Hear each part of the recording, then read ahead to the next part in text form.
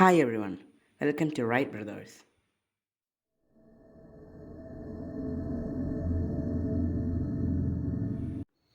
This video is an introduction of chemistry for students.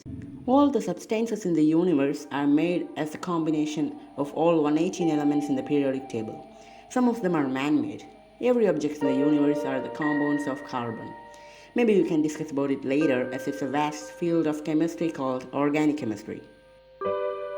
Most of the elements contains positively charged protons, negatively charged electrons, and chargeless neutrons. Hydrogen is the first element of the periodic table. It consists of one proton, one electron. It doesn't have neutrons. For an element to be balanced, it needs 2 electrons in the first orbit, 8 in the second and third, and so on. As hydrogen's octet is not complete, hence its atomic number is 1, and to become stable, it joins with one more hydrogen. So it stays as H2. In 1766, British scientist Henry Cavendish found hydrogen as an element, and French chemist Antoine Lavoisier named it.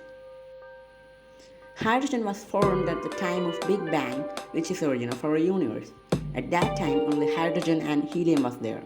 Hydrogen is only 0.00005% of the Earth's atmosphere.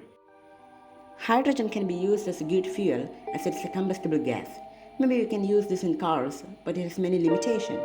Hydrogen burns with explosion, and it's difficult to store and transport.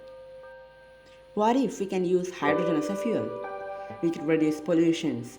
We can save Earth from global warming to an extent.